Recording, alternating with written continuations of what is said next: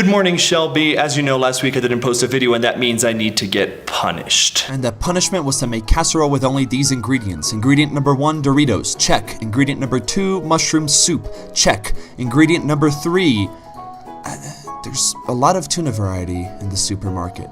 Yes. Ingredient number 3, tuna.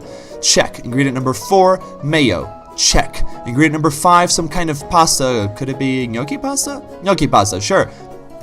And done. Now, how to make the grossest Dorito tuna casserole. Get a pan. Then, spend way too much time struggling to open a can of mushroom soup. Just really struggle with it. And once you do open it, instantly become distracted by its jiggly nature. Jiggle, jiggle. That's right.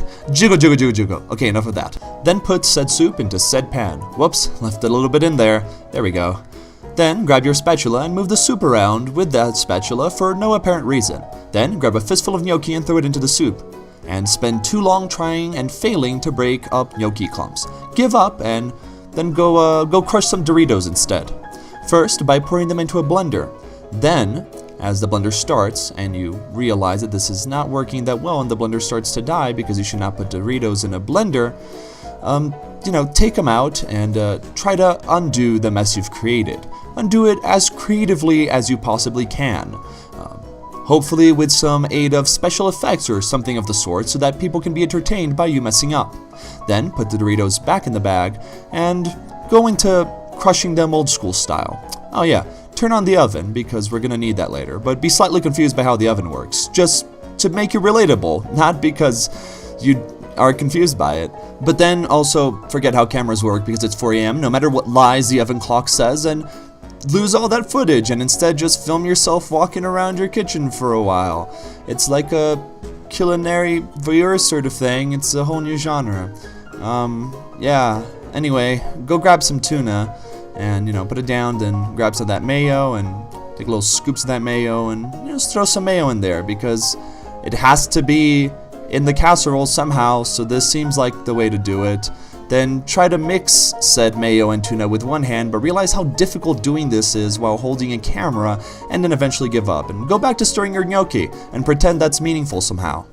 Then pour it all into an oven pan using depth of field and angle to make it look more appetizing than it really is, and move it around with a fork. Casseroles are essentially troughs for human beings, and if you must eat a trough, then at least make it a well-distributed one. Then, take said trough, now that it has been well distributed, and put your trough in the oven. Then, as soon as you put it in there, use magic to fast forward time and take it out again. Done. Doritos Tuna Casserole, I guess. And voila! Punishment.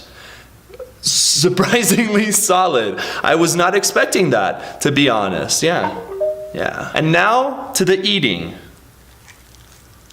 It makes the sound itself is disgusting.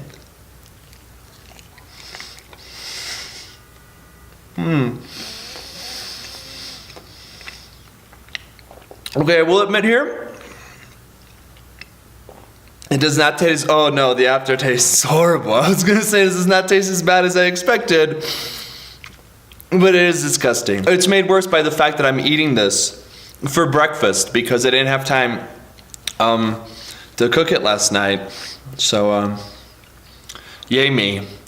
Shelby, I'll see you on Monday.